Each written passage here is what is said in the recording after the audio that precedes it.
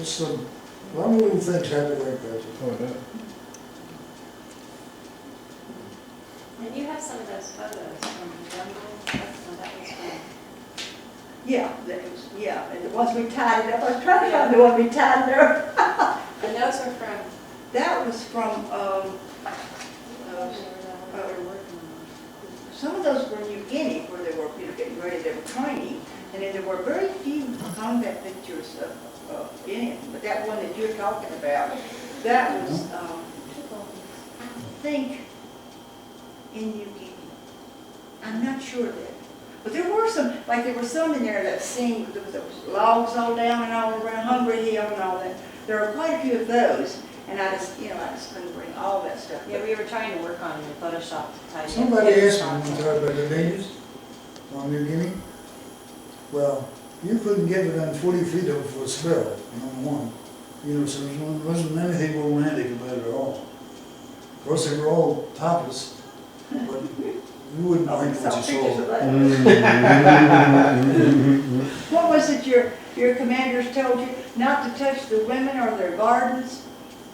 When women or their gardens where they grew their crops? One day we saw a woman walking down the road with a baby on one breast and a pig on the other.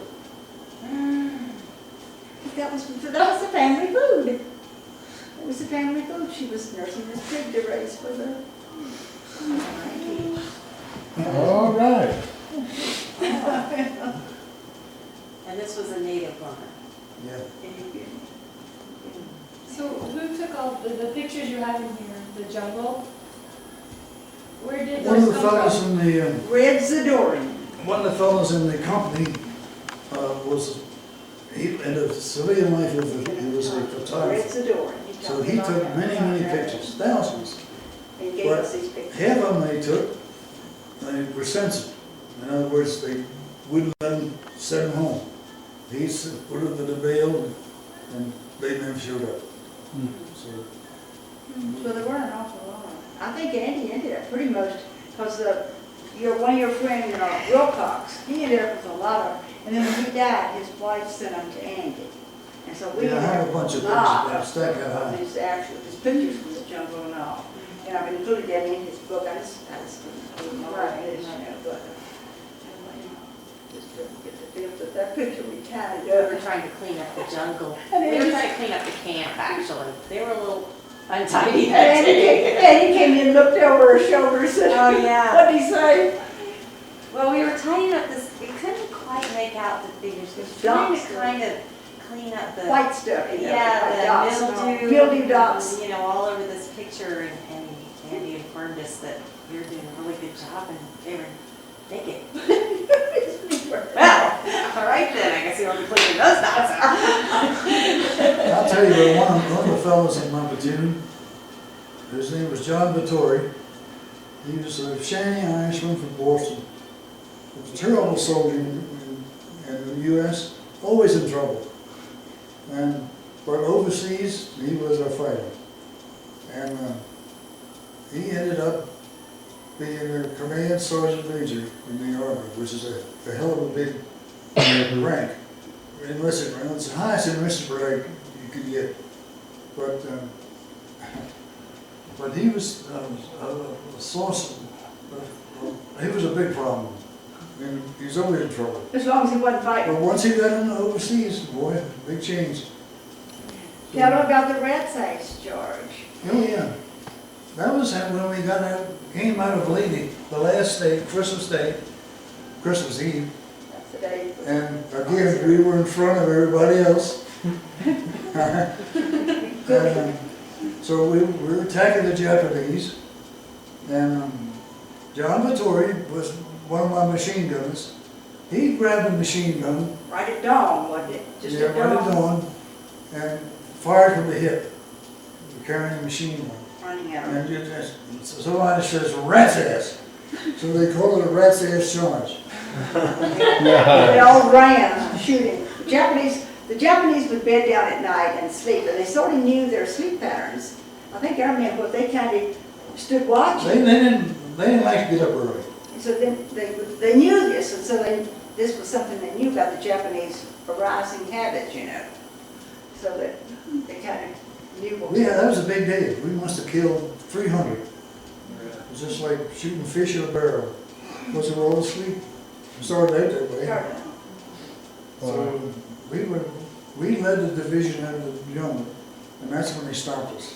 Because we were so dirty and filthy. They had these nice shiny guys that hadn't done I think anything. that was awful, don't They you? were Well, it makes sense, because especially with press over there, they didn't The want press, they didn't want the everyone press. back home They did want to to worry about. Well, they just didn't, to me, that would be them not wanting everybody back home to see the harsh reality of war. Maybe so, maybe so. So clean them up and make them look shiny and don't give those boys who did what they needed to do their due. Maybe so. Yeah. Is that how you got the Bronze Star? It's from that charge? Yeah. Was it? Well, You got 2 bronze stars and 2 purple hearts. Yeah, you got a bronze star. Yeah, you got a bronze star, and then closer, you got 2 bronze stars and 2 purple hearts. Okay, so that was the one bronze star. And where was the other bronze I star? don't know. I don't know if I've forgotten what the other You ones have were. 2. Must have been monumental. I kind of forgotten too. I tried to, I have read it, you know, and worked on it so long, but I really, well, they were both, lady, weren't they? No, No? Did you get one out of Luzon? yeah, Well, maybe it was when you got wounded. maybe so. Yeah, I know you got one Purple Heart when you got wounded, that was a given. And where was the other Purple Heart from? That was on Lady. They got a slight wound. Slightly wounded there. I never went to the hospital or anything. But if Well, they they got a called record your of it, shoulders slightly wounded. well, that was. What does that mean? I'm But, kidding. and, well, another thing I'm sorry for, when we were on Luzon, this was after I got wounded. The division got orders from the Gulf, 24 hours notice, to pack everything up and head toward Japan.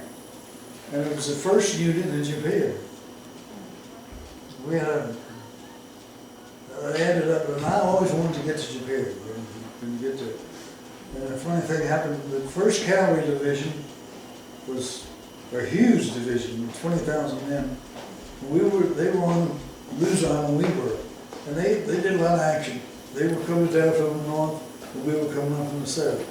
So we're kind of rivalry. Rivalry, with So- the Japs in between. When the division got to Japan, they had the division man on the docks and waited for the 1st Cavalry Division to play the old gray bear sheep, which used to be. Oh, no. Al likes to tell them that. Because Al was at one time in the 1st Cavalry, wasn't he? Al Wheeler? I think so. Yeah, because that was his unit, you know. Not at that time. Not at that time, no, but later. Oh, that's funny. So Christmas Eve But was, the people, a lot of the people I was with often talk about being in Japan. They said it was really great duty. If you wanted to, excuse me, if you needed a house to sleep in, you just kicked them out. That's what they did. And took over the house and then they used that as their headquarters or whatever.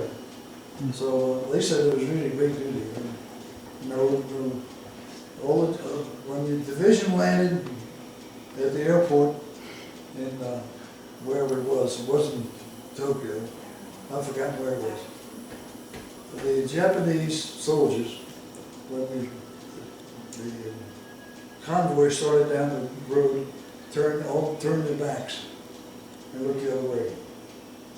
And then when General Swing, when he got off the plane, there was a Japanese general there meeting, and the Japanese general had a sword, and Swing says, "Get rid of that sword. Well, I'm occupying you. You're the enemy.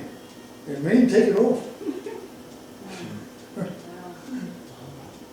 But the Japanese overall, as they went on into the occupation, apparently they were very docile. The civilians in the city were very docile. Of course, the atomic bombs had been dropped by then and all, but they didn't have any trouble. And the little children would come down when they were unloading things at the docks and all. Bill Walter and some of them have told this.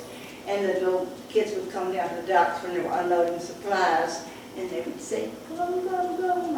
And they had it in the same latitude as the apples would go up in Oregon. But Japan was at the same, what do you call it, latitude?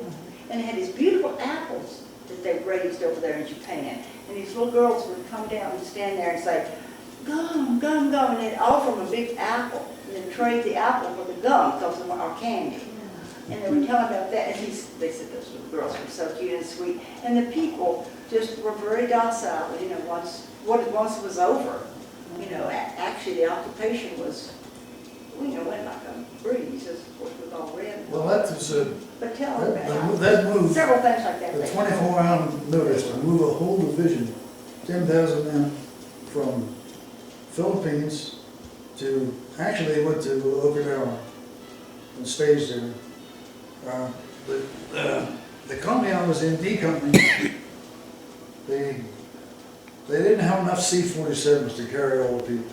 So they used a B-24, which is a fighting airplane. The D Company was assigned to a B-24, and they ordered on, I think it carried about not many people, 10 people that could get over. And the first plane that came down, that took off, they put in temporary runways, and the plane was supposed to go to the end of the runway and then take off. Well, it didn't go to the end. It started too late and never made it. Crashed. A lot of people. All of them were killed. Yeah, there's a company I was in. So, again, I could have been there, No, sure. They had been told to, like, the bigger plane needed a longer runway than the regular things they were using. So that they were told to lay down this temporary, longer bunch of stuff out there to extend the runway. And the plane, I don't know what happened, the plane took off wrong. He took off wrong. He just completed this instruction or whatever he did. And I think it was Polidero. yeah, I think it was Polidero. But a lot of them used it. And then one of Andy's people that he later on knew in the war, some of the people were strapped in the turret. Okay, Nelly. It was He was, the B-24s had a turret at front, didn't they? It did. Sort of bubble. It did, right in the nose. Bombardier sat there. And one of the officers in that, Good friend of yours, yeah. good friend of mine, was in that place where the bombardier sat, and he couldn't get out. When he crashed, he caught on fire, and he just burned up. And he couldn't get out. So that's, who knows, I may have been there. Yeah, and then another one of your friends, Holy Ryan, was standing on the side there. I don't know if you all met Holy after a while. I think so. Anyway, he was standing there, and he went over there and jumped in there and tried to, get the thing swung open and rescue as many people as he could. And he got a lot of people pulled out, severely burned himself and everything. And he got the soldier's medal for that, which was a very, very high award for that heroism above and beyond the Call of Duty, because he got there. So we met him and knew him after the war. And he's written up in that book, Paratrooper, that we have, that the whole episode's written up in there about that. There were some heroic things that they all did. That little boys on the street.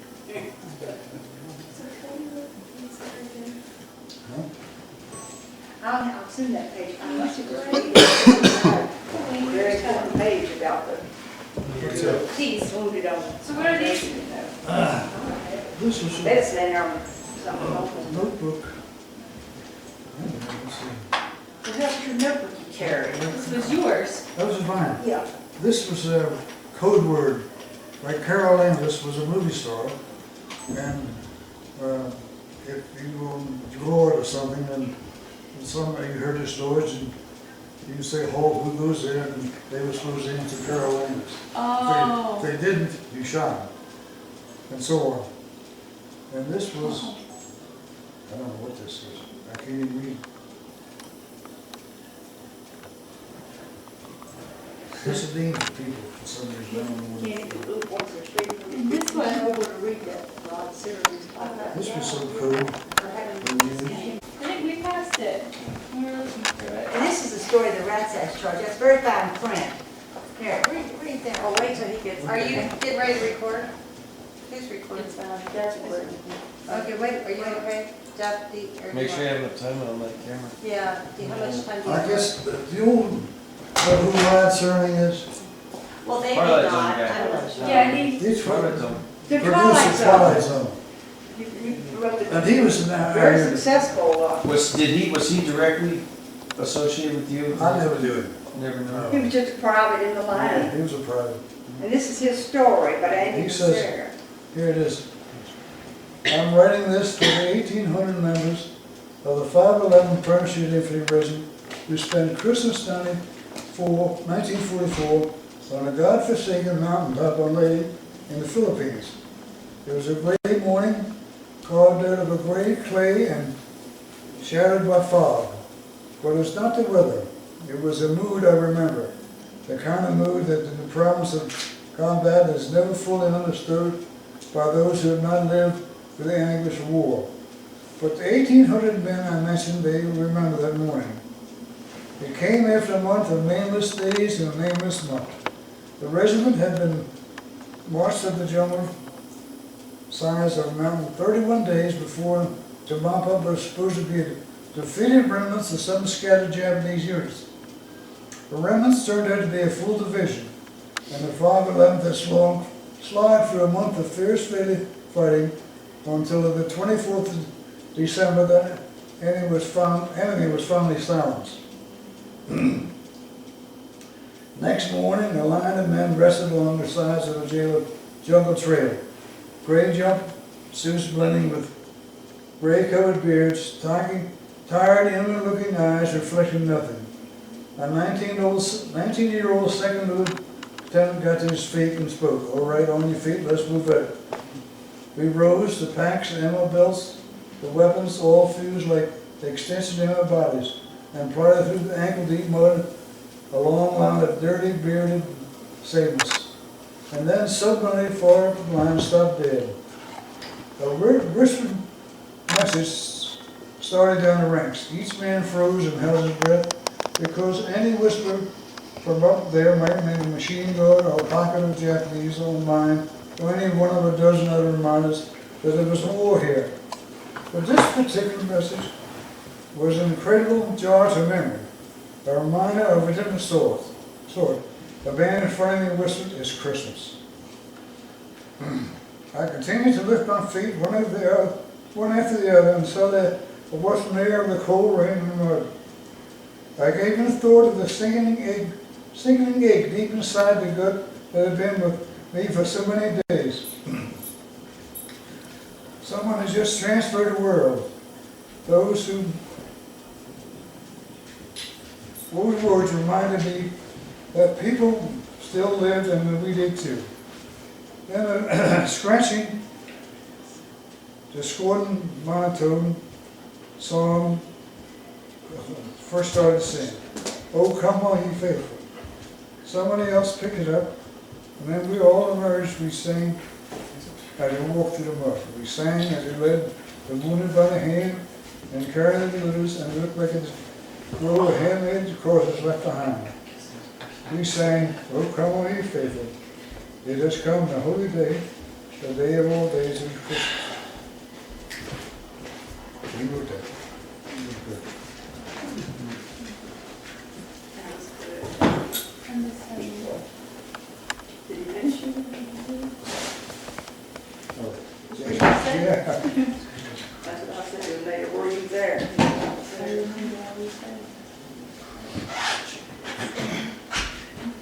That's a good story. Thank you, AC. Okay. Thank you very much. Now, stuff. I think all your kids will know you're the American hero now, right? Do that. So, Anyway. So how many months or weeks or Big pardon? how long were you in the Asian theater altogether? Gosh, I think a year and a half. Wow.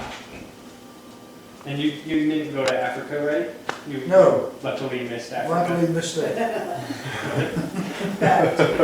didn't have a big tanks, huh? Well, as I said, the Germans beat the hell out of the first Army Division. They really did.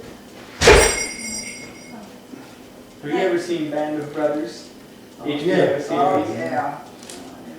That's a great, I was gonna say, did you like that? Yeah, do you think that was pretty accurate? I mean, I think so, of course, Europe is a different, For easy, yeah, different different, operations. different setup. They were fighting the Germans who were civilized, the Japanese were not. You know,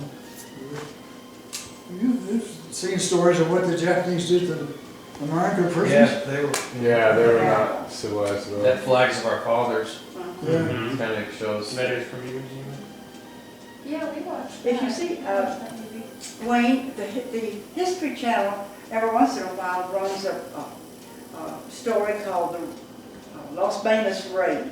Hmm? L-O-S-B-A-N-O-S. Los raid. Banos. That's where his people jumped into this civilian camp to rescue the people that had been held prisoners by the Japanese. It was a great story of The now, greatest he wasn't raid. in that, but his people were, his folks that were division. Yeah, because weren't they part of the Greatest Raid? What's that? It's the movie called The Greatest Raid. No, that was that's something not- else. No. They make a mention of that though in that Oh, do movie. they? Yeah, it's not, they just say, That was a very successful operation. We rescued 2,100 prisoners. These were all civilian prisoners, right. but the day before we jumped out of there, the prisoners were told to dig these long trenches, and they knew that was for them. They figured the Japanese were to kill them, you know, stand in, buried in them or whatever. So the 11th Airborne jumped in, rescued all the prisoners, and didn't lose a man. With the help of the Philippine guerrillas who were there too. And we met some of the men, when they got ready to do this raid, we've met some of the men later on. We met Charlie Sands and a couple of other people who were sent in there early to get in there, you know, like an advanced scout type thing or something like that. They got them in there, just maybe 4 or 5 men maybe, a couple of days ahead of time, to surround the camp and find out what was going on with the Japanese and to hide in the bushes till time for the raid.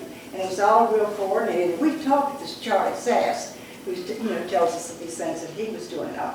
And the reason they did the raid at dawn was because the guerrillas had told them that the Japanese camp wasn't extremely heavily guarded as some others were, but that the most vulnerable moment was at dawn. They get out there and they strip to the waist, they stack their rifles in big pyramids, and they do calisthenics. And they get out there and they're doing calisthenics for about 15 minutes. Was So not they- Jackson or Skibbies, huh? So they knew that they could get in there in that window. They could get in there and do some damage to them. And so that, with this Charlie Sass and his group on the ground, and then the people coming across this huge lake with a big Amtrak thing to load the prisoners in. They had it so coordinated, and then when the people weren't allowed to go back, the Japanese wouldn't let the people, their prisoners, come out and look up, because the planes, American planes were going over and over, back and forth, because they were bombing Manila. Sure. And so this particular morning, the Japanese the Japanese didn't appear, and about that time, let's see, the whole thing started, the shooting all started, and the civilians came running out to see just about the time the angels were, the airborne unit was floating down, and they looked up and they said, oh, they're angels from heaven. Well, that's kind of how they got, the way they got their name, but it was so coordinated. But then, what was so interesting was when they got the people out there, they had time getting these people to leave. They were so overjoyed to see the Americans after their first surprise, and they wanted to stand around and dance and hug and everything. And what was the division of Japanese way back not too far away? Was it 20,000? Yeah, 20. Big division of Japanese were, very close by. So they were pushing these people, the saying, come on, you gotta go. And they had to finally burn their huts because they wanted to go back and get this and that. The prisoners wanted to get their Meager little. possessions. Possessions out of the huts. And then they got them over to this lake where they had these Amtraks, and they had never seen an Amtrak. And they were terrified, and they didn't want to get on that thing because it came rolling out of the water on wheels, and then it was gonna, they didn't make them get on that thing. But it was interesting about that whole thing that went on for the actual, but they got them all out, and, you know, they came back, and then they all wrote their own stories, and we've met a lot of them. We met a lot of them. We met a fellow who was at the time was 11 years old. And he remembers some Yeah, things that we went through. Food, special food. We were always hungry, he said. he's an honorary. And the Japanese would cut their rations. 11th Airborne. You know, He's an honorary, and he comes to all the it reunions. comes all over you. So, Yeah, how old was he now? He was 11. Well, he was 11, I was in 1945, so figure that. And well, how old were you when you were in the? I was in my 20s. Okay. but we've met him, and he's so, he's a, what do you call it, what do you call it, honorary member, what do you call that, of the 11th Airborne. He comes to all the reunions, and he generally makes some presentations, or some story or something. That's cool. Really interesting. Talk to him. We usually sit with him sometimes at the table, and I'll ask him something, what was it I asked him what that would take? Who knows? Question. What was it? That is a good picture of you. I don't know, I asked him sometimes.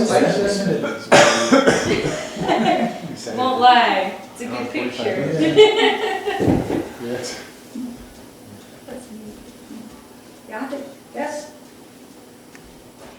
that's one that, he liked that better than anything. It was one from a little photograph I had. So I put it in an Adobe workshop and worked on it.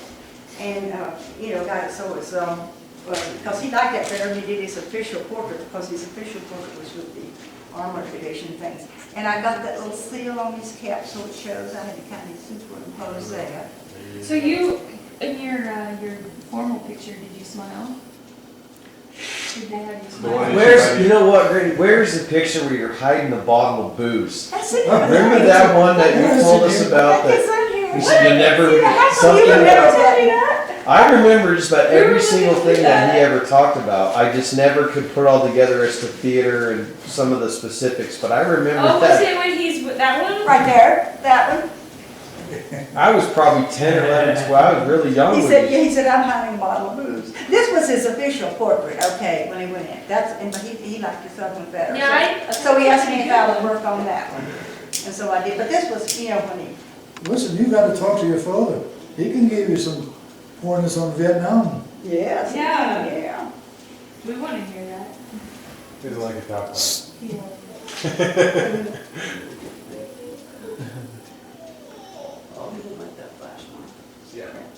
Yeah, I don't have too many. I don't have very many of them when they're overseas because Red Sadorian took some pictures, but didn't happen to be, he's got some of those, like this kind of picture, let me show Do you. you have curly hair? Yeah. Because it's curly in there.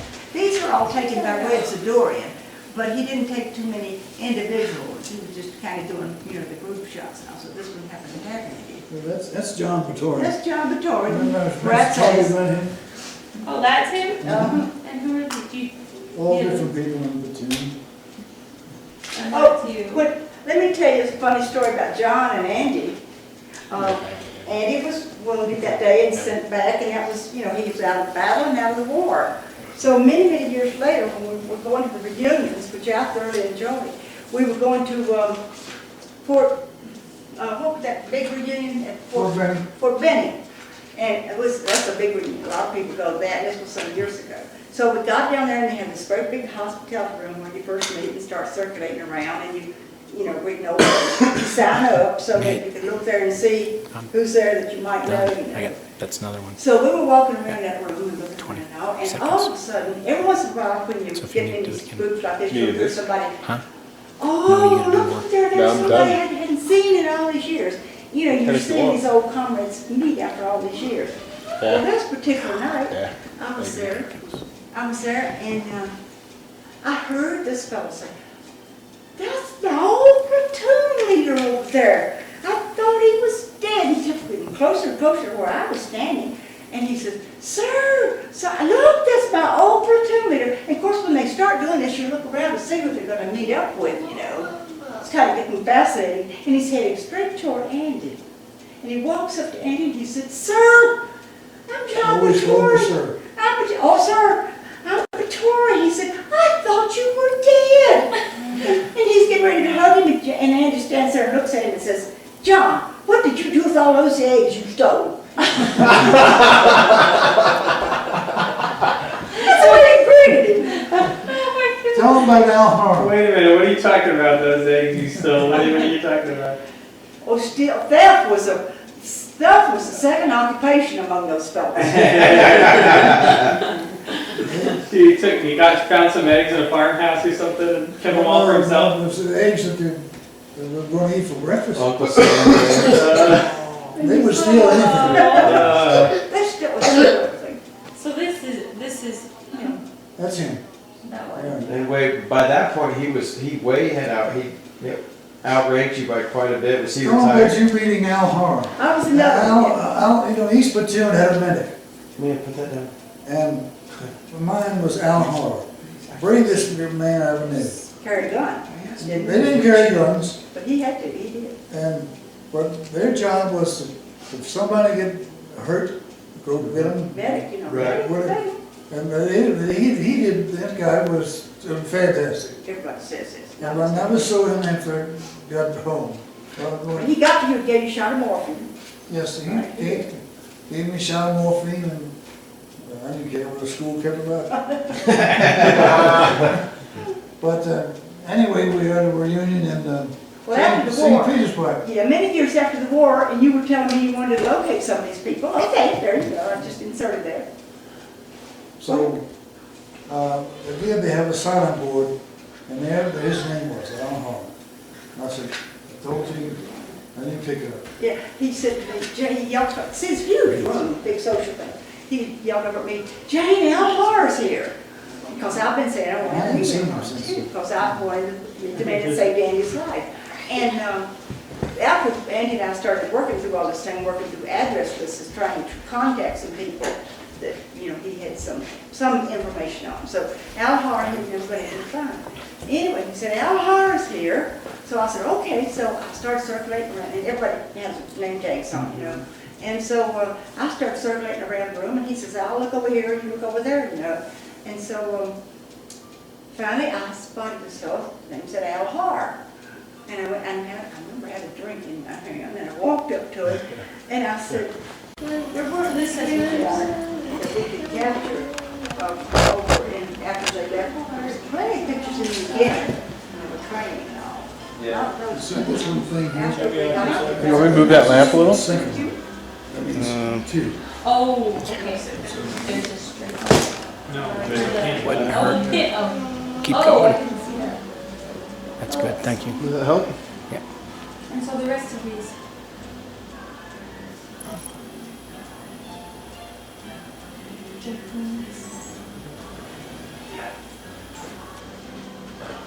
That's so cool. I think he was recording when I was bringing it up. Yeah, really be that same case of the casualty list. I think it's in there It's in somewhere. there, Andy. I've got Leyte first, and then Luzon. There's one. Okay, I changed. Then I thought I had that in the wrong place, and that's where I went over here and put Luzon back here. But Luzon in there? Yes, just in one case. Just a little here. Yeah. Wait, I almost got for I just saved off my sauce. This one right here. Okay. Okay, that's See, I'm not in there. Yes, you're in this. Oh, no.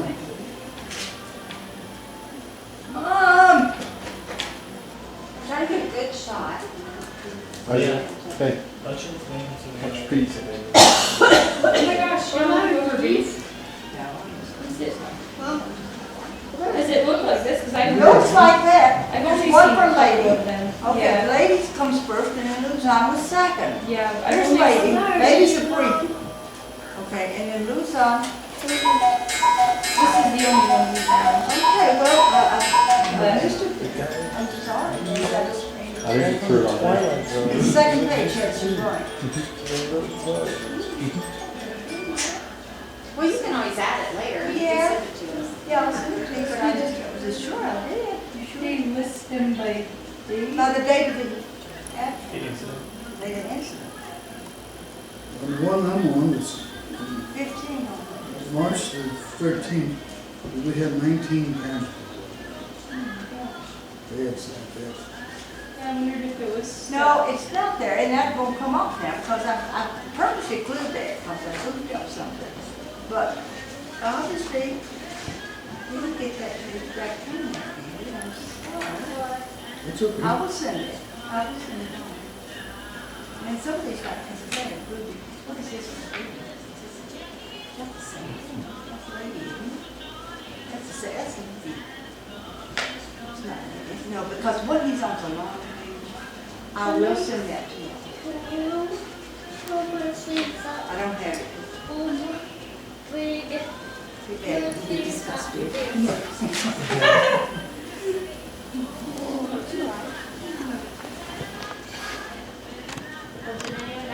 Did you want to start out by telling us about it, going in, or do you want to? Why is everybody sitting around? Because he wanted to We hear. wanted to hear Because you. now it's time to really do it. Because remember how I said you were so cool? Well, let's see. In 1940, the United States started the draft. In other words, everybody between 18 and 35 had to go in the service. They drew your number out of a hat, more or less. And I was living in Montgomery County, Maryland. And first they took volunteers. Anybody who wanted to volunteer could do so. And I was in the first draft in Montgomery County, the regular draft, February 41, before the war. So in fact, Pearl Harbor was in December of 41. I'd already been in it 10 months. I was ready to get out. You only drafted for a year. Well, that's the Pearl Harbor stopped everything. Oh, yeah. When I first went in, my salary was $21 a month. That's it. Wasn't much. And so, just an aside there, to tell you about the times, $21 a month wouldn't get you much. Anyway, so when I went in, I was sent to Fort Knox, Kentucky, and joined the 1st Armored Division. And at that time, they were just starting the armored force. You know, you've heard of Patton and so forth. He had the 2nd Armored Division.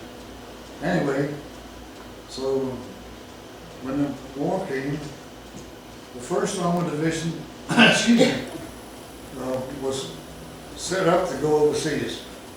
And they ended up in North Africa. Now I was not in, I went to OCS before the division left, and they probably saved my life. Because the 1st Armored Division was shot up, they beat the hell, the Germans beat the hell out of them, killed a lot of people. So I say it probably saved my life. And let's see, then I went to after I graduated from OCS as a 2nd lieutenant, I was sent to the 5th Armored Division, which is in California. And I was in there about a year. Went to the desert where Patton was. And he was the type of person that he didn't mince words. When you said something, you jumped. Or else he'd cut you out and send you back. That's the kind of person he was. But a great general. Anyway, the job I had, I hated. I was communications officer, regimental communications officer, and I just hated it. So I volunteered for the parachutes. They had to let you go. If you signed up to join that or the Air Force, they couldn't stop you. They had to let you go because they needed it. That's how I ended up in the Airborne. Went to Fort Benning, Georgia for training, and that's where we jumped in the first 5 jumps. You packed your chutes yourself. So you packed in the chute, down an opening. Of course, we packed it yourself. It took us about, I don't know how many hours to do it. We finally ended up finishing in 15 minutes. But, Got a little sip of water. let's see what happened. Tell me about the jump training, that's so interesting. Yeah, there's 4 weeks of jump training. First week is nothing but physical, and they try to make you quit. That was their purpose, because they didn't want people that couldn't take it. And every day we had something like running. We'd run 5 miles every day, and I don't mean jog, we ran. And if you dropped out, you were out. That's how tough it was. And we had judo and all that stuff. And the second week was mostly packing. You learned to pack the chute. The third week they had the 250-foot towers, and we had to, they pulled you, you want to hit a chute, they pulled you up, and then they push a button or something and you float down 250 feet. Scary. Now there were 2 jump towers, It was a right? 40-foot. Yes. There's a 35-foot jump tower as well? Oh, yeah, the 35-foot, that was scary.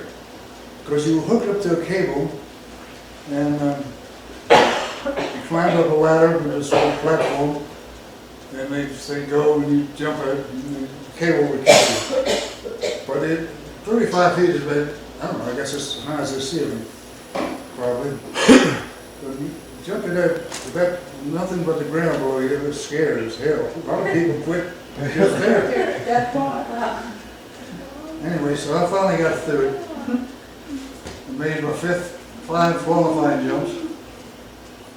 And didn't do it at the time, but that was a pleasure to jump out and just float down, you know.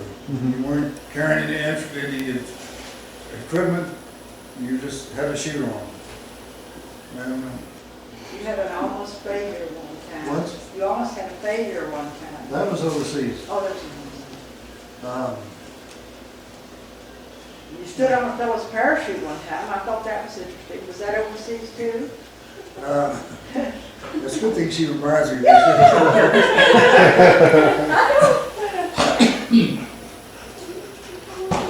One of our combat jumps was on Luzon, and when my chute opened, the first thing you do is check. You count to 1,000, 2,000, 3,000, and that time the chute should be open.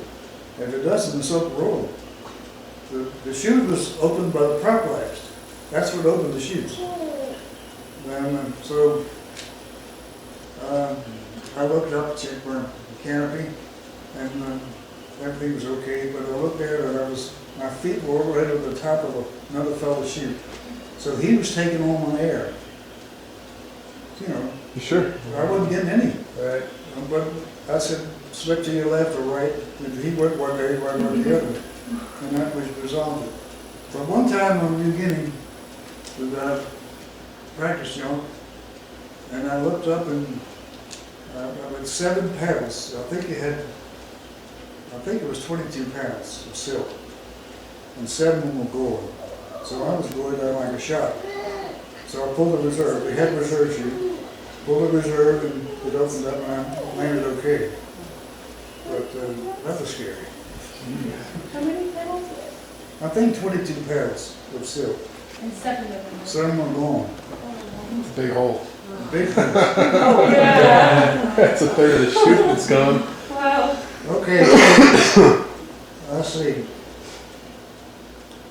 Oh, we went overseas in, I forget when, 44. Went overseas. Our point of embarkation was San Francisco. So we were there about a week, and there was a battalion of engineers there who wore jump boots, and they were not qualified. We weren't allowed to wear them because of security reasons. Well, I had tremendous fights with them. I wouldn't believe it. Mild word. Even the officers got into it. But most of them listened to it. And they get these engineers and just rip the boots off them. So you're not allowed to wear these. Mm-hmm. You're not qualified. Absolutely. That was an exciting time. They all talked about that. Anyway, we got on this troop ship, horrible. Sea Pike. SSC Pike. Took 3 weeks to get to New Guinea. We ate 2 meals a day. We ate breakfast and then turned right around and ate dinner. Because that's how long it took to feed me. And the food was horrible. I remember I must have lost 20 pounds on that ship. It was terrible. But that's what you go through, folks. We got to New Guinea. We were there about 6 months, just training for the job and all that. And then we boarded a Navy transport, and they really had good food. We had steaks and all that. just fodder for what was coming. And finally landed. You didn't mention all the mutton in New Guinea. In New Guinea, we had mutton every day. Got sick of it. It was all supplies came from Australia, and that's where the mutton came from. How about y'all get people? Let's see, where was it? Well, you get down there. You're going to. Well, getting on the Navy transport, which was a great ship. And we landed on Leyte. Leyte is an island in the Philippines, and it's a large, huge island. It has 3 battle ranges, and it's where the historians say that's where the Battle of the Philippines was fought. The Japanese decided to make a stand there, and they had 100,000 men on Leyte, and we had, I think it was 4 divisions, and we were just a little airborne division. We had like 10,000 men. The regular division, they had 20,000. How much is a division? How much is a division? How many is a division? That's what he's telling us right now. You didn't say how many. That's what he's telling I us. said 10,000. Okay, because I forgot. And we had no heavy equipment. We had very little artillery, and everything all the equipment we had to carry. So, and that's another thing. Getting on an airplane, carrying 60 pounds of equipment is a chore. You actually had to get pushed in. You know, they're so heavy. So, a long flight of one of the C-47s, which is a great plane, sitting on there without equipment, we were ready to get out. Glad to get out. Anyway, so we landed on the ship in Leyte. We can jump. You're at the beach. Went to the beachhead, just like you see in the beachhead in Europe, you know. There was no opposition, so there was no problem. But we were on Leyte 32 months. And it rained every day. Miserable. Our resupply was by air, and the planes couldn't get in because of the rain. So we went 1 whole week without eating anything. And being hungry is terrible. We shared foxhole. We had 2 men in foxhole, and I shared the foxhole with my platoon sergeant. And I got so I was looking on him, and I said, "Wonder how he tastes."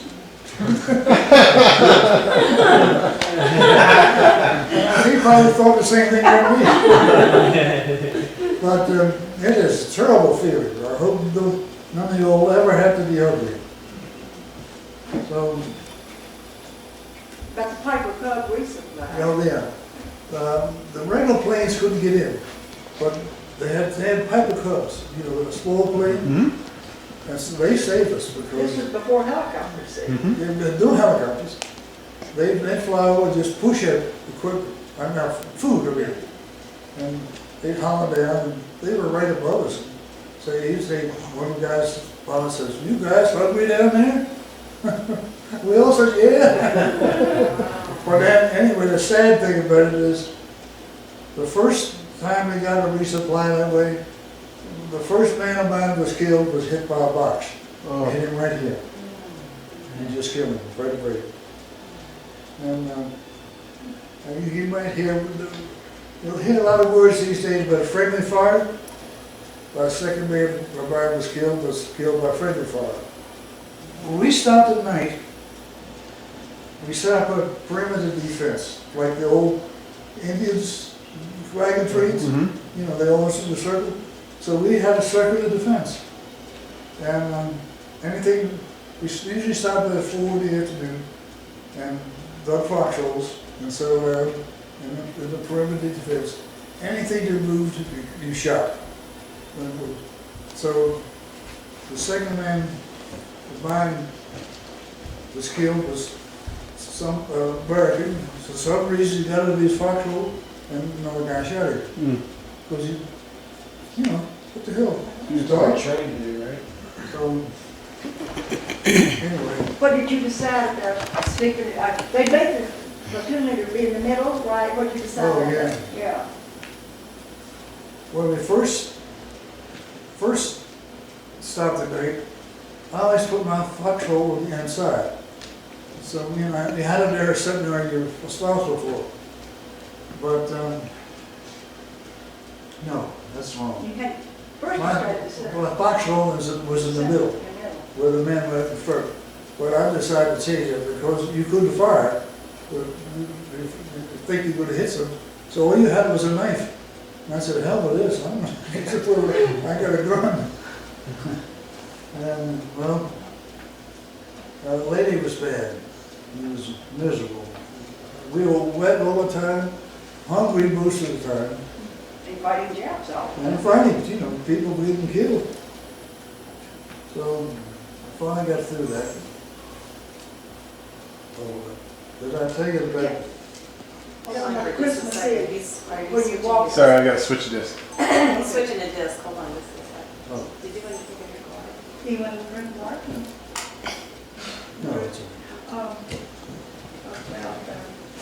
tell them about that, the last night that you were on the island. There's nowhere to write on it. You have to write it on the box. The side A is his thing and the side B is.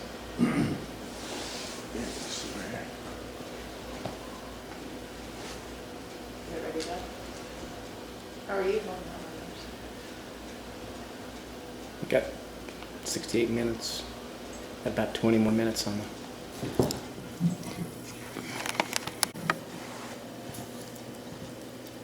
Oh, yeah, wrong lady. So then, after we chased most of the Japs over the island. And then our next operation was on Luzon, where Manila is, which is the capital of the Philippines. So we jumped on Luzon, The Tagaytay Ridge, right? the Tagaytay Ridge, and the company commander said, he said, when we land, he says, I want you to take your platoon and go north about 10 miles and just scatter the area. So I got my SWAT leaders together and told them, they said, how come we get all the dirty jobs? But anyway, we went up there and didn't find anything. So then the division, we landed about 30 miles south of Manila, which is a big city. And so then our orders were to go on that, and our company was a point for the division. In other words, we were in front of everybody. And again, the squadrons just say, how can we get all these dirty jobs? That's not even good at it. Anyway, there's entirely different geographics for Luzon. It was just like being in the U.S. There were paved roads, highways, and we're no jungle. So it was really, we attacked this, it was hand-to-hand fighting mostly. You know, block by block in the city, and bayonets and all that jazz. And I guess we got through Manila, returned south, and we were bivouacked at a sugar mill. Well, I forgot to mention, we rescued a brewery. What a glory. Didn't rescue it, but liberated a brewery. That's some things right here. This And that would have been a benefit of being the point group. What's that? then. Was that a benefit of being the point group? Is that you Yeah, got probably to was. do something? Yeah. We turned south from Manila, and we were supposed to mop up, so we said, they always say mop up. Mop up. That means nothing. That means it. Not, supposedly nothing going on, but that's not true. So, they had this hill outside of the, what did I say it was? The sugar mill. Yeah. So, whoever the Parachute decided we needed to get the Japs off that hill. Is that now for Jane? I'm the Jan. Now for Jane. That's the day I got wounded. We lost 19 men that day. And not only that, but we didn't chase the Japs off. So, not a successful mission. And spent the night in a little place that's like a bash unit, like a SEAL bash. And they really just bandage you up, and then you go to the hospital the next day. I was taken to a hospital in a private club, flew me in, and I was there about a week, I guess. And I was in a cast from here down to here, and with this arm up this way, and they took the finger off. And that was it. Then they said, "You going home?" I said, "I don't care." Well, tell them what you were doing when you got hit. Yeah, how did you get hit? Were you? Well, at that time, I was the executive officer of the company, because the company commander decided I'd seen enough front work. And he says, "You stay back today at the rear of the company." Tell me that first. And, Kavanaugh. what? I said Kavanaugh has told me that first. Yeah. So. And, but anyway, I'm planning to work my way up to the front. Actually, I was right beside him when I got shot. And he got shot too.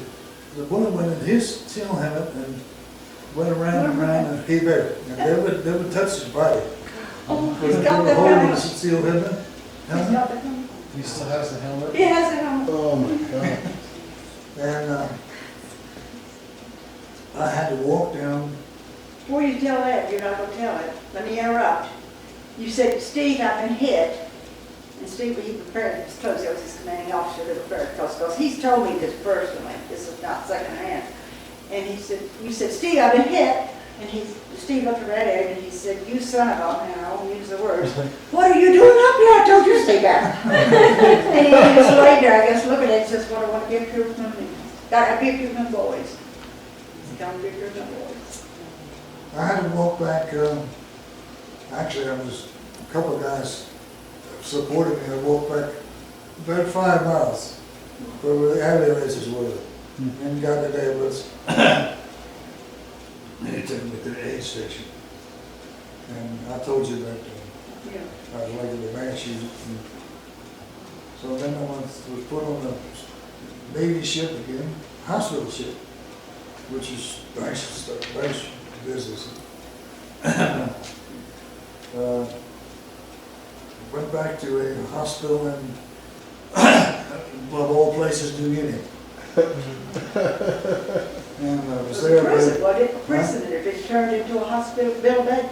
No, this is in New Guinea, Oh, that's okay. Hollandia, New Guinea. And I was there about a month, I guess. And where they finally, in fact, I had to make them take their scales off. Because it smells so terrible. Because it was still bleeding, see? No, it wasn't his breath, And a stupid doctor that took it off. Well, I had to take it off. My arm was like this, see? And when, as soon as he took the gas, it dropped. And you talk about something hurt. Oh, okay. And nurses just gave him hell. He said, "Why didn't you support his arm?" Anyway, so I was put into what they call a hanging cast, and put on a Navy ship again, and came back to landed in San Pedro, California. And up there I was allowed to call home free. I did. And went to a hospital in Jackson, Mississippi. At that time, my wife was living in Kentucky, and that was the nearest hospital to Kentucky. So I was there. I was there 3 or 4 months, but I wasn't there much because I'd leave on Tuesdays and I'll leave on Thursdays and go back Tuesday. Leave on Thursday, go home, come back Tuesday. They didn't care. Well, as long as you reported sometime. So that was it. In December, I got the discharge. End of story. So you got hit in the shoulder? Yeah, From the back, front. from the front, Well, and it went through your finger first?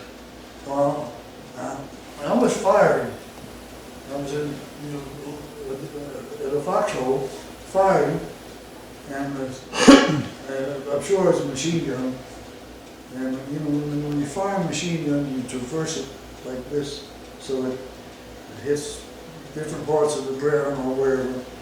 And I just think that machine gun just hit my head, this head Like so. and the shoulder. It could have hit my head. And he probably traversed it, so he didn't. But,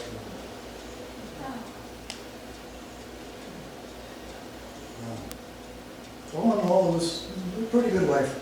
I liked the Army. I really did. People complain about the food. I think they did a fantastic job with the food. Especially where it didn't do a good job overseas. But stateside wasn't too bad. You didn't like the mutton, did you? When we got resupplying on Leyte, it was usually K rations, which is I'm sure Jeff knows what that is.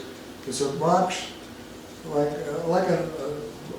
Cracker Jack box? Cracker Jack Cracker box, Jack the box. size of a Cracker Jack box, and had condensed food. And, it was little cans like this, and free cigarettes. And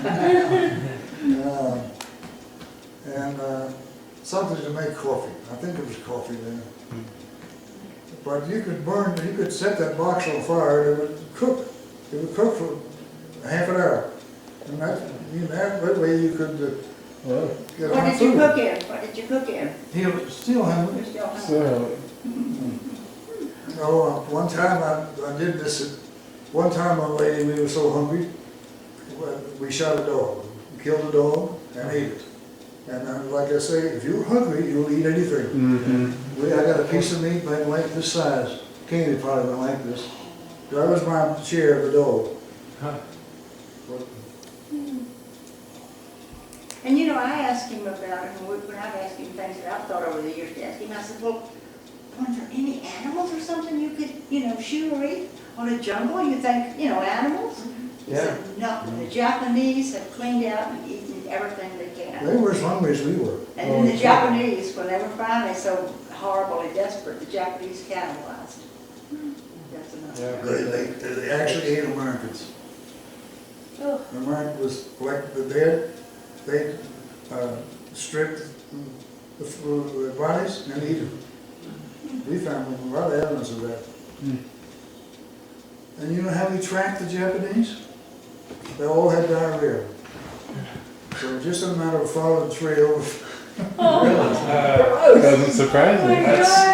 Yeah, that's something you never hear about on History Channel. Yeah. Boy, I think this probably is, I'm trying to think of some things that I thought to ask that were so interesting. And maybe tell them about, and this is something that's kind of sober and all, but tell them about taking care of your wounded and dead. That was interesting, I thought, what you did with all yeah, on Leyte, we had to carry our wounded with us. Carry them with them. We couldn't go back. Because we were on top of a mountain somewhere, and the dead we buried right there where they shot them, or where they died. Try to mark it so that they could, Oh, you had to mark the it. grave people, there would be a grave group coming back eventually, and you had to have this. some After sort we of got back to marking the there. beach, they picked up one officer from each battalion and one man from each company, and they had to go back through there and dig up all those graves. And I said, "But God, I hope I don't get that." Hmm. Jesus.